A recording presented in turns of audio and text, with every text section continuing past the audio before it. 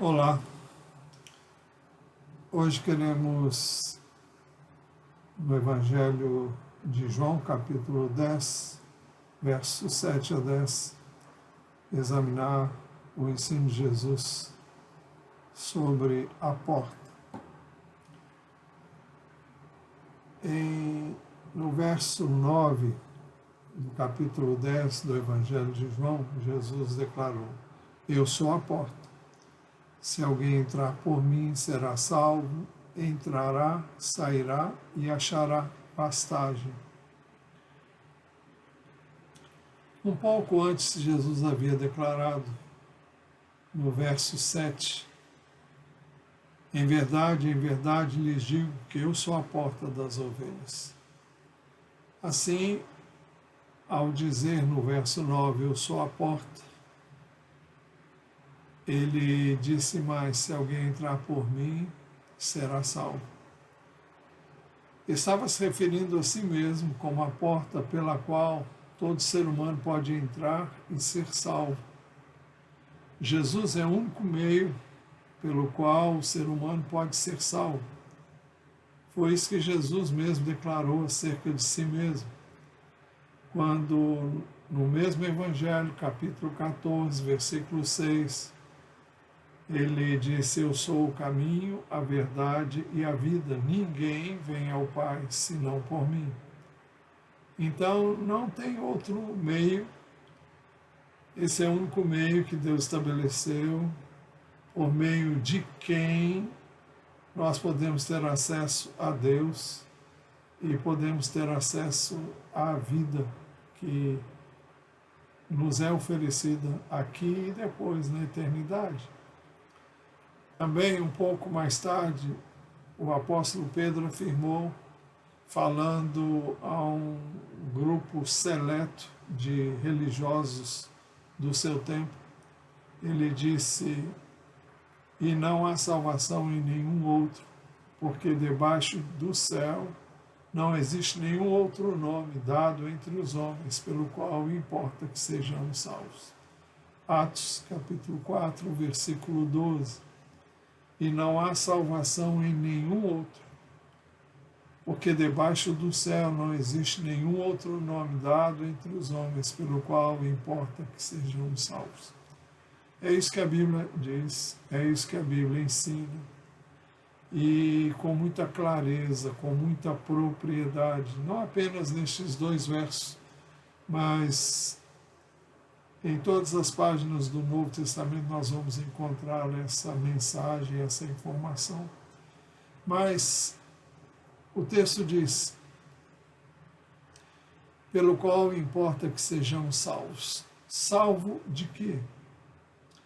De uma condenação eterna resultante do pecado que alcançou toda a raça humana.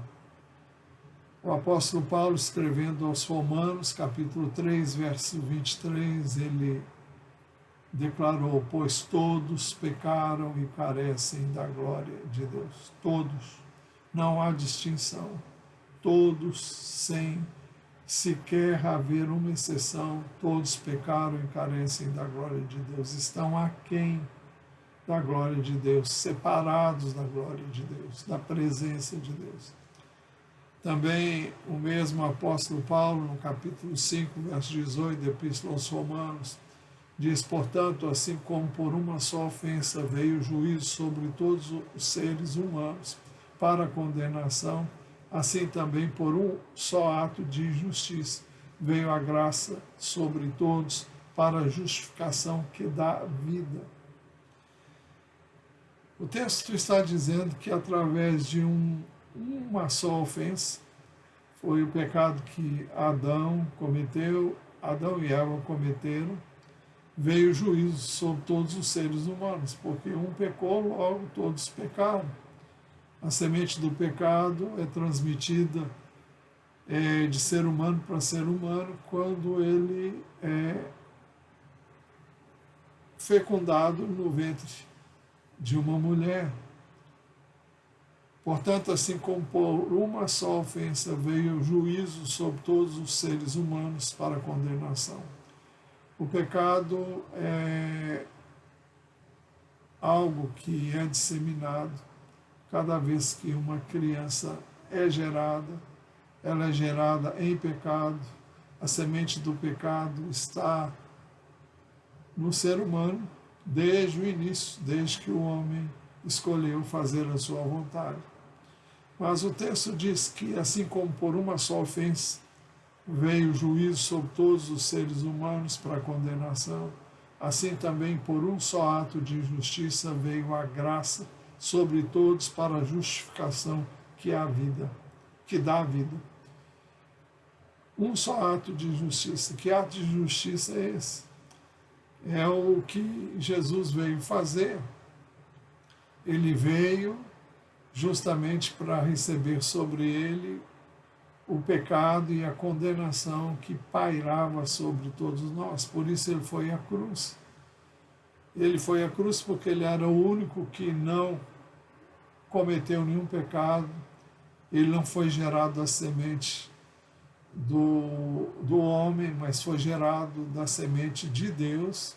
Ele foi gerado no ventre de Maria, mas a semente foi do Espírito de Deus, e por isso ele nasceu sem pecado.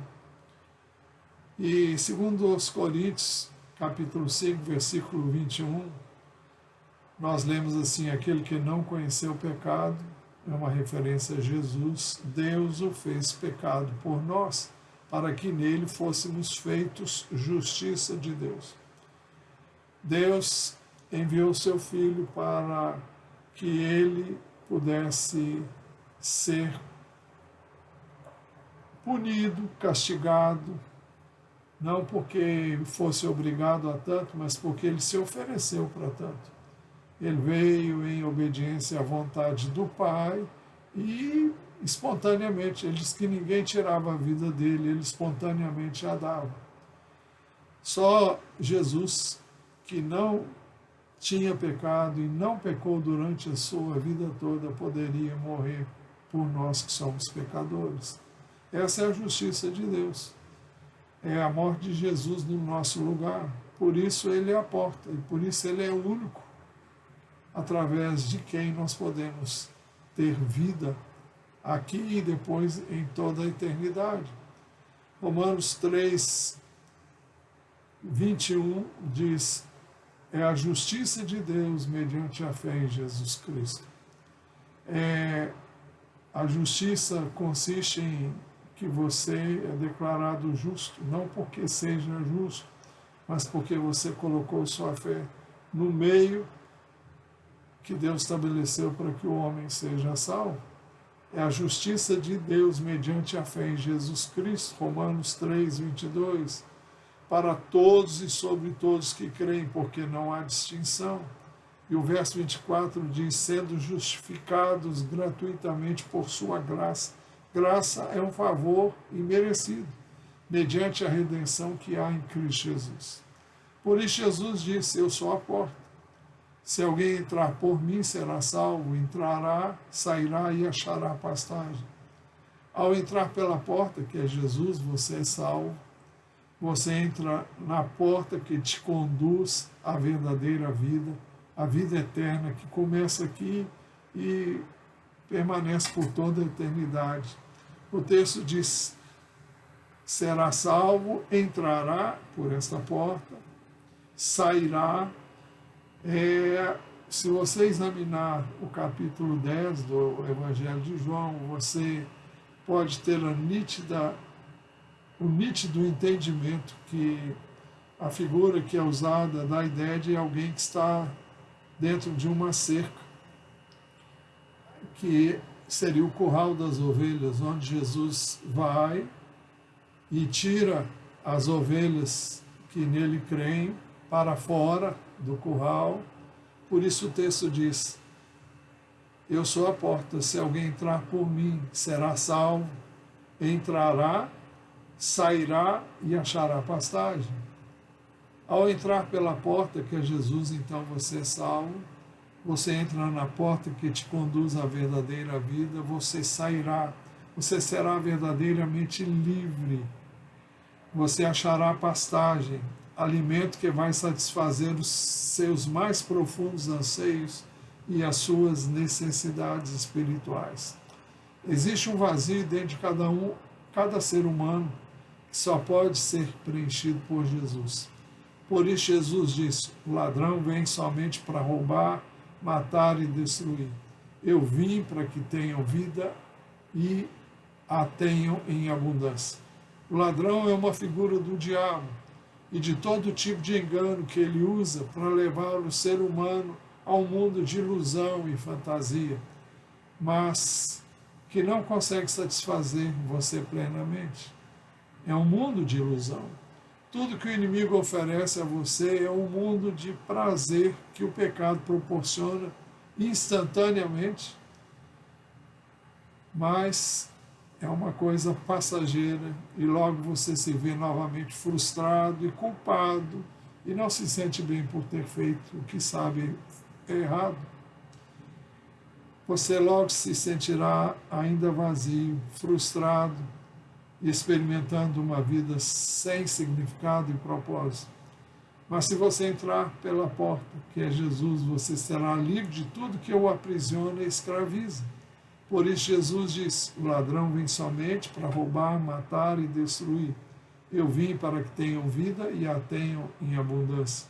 Uma vida com significado e propósito. Uma vida que trará a você uma alegria que não é transitória, nem passageira. Uma vida abundante. Para que você experimente isso, é preciso que você creia em Jesus.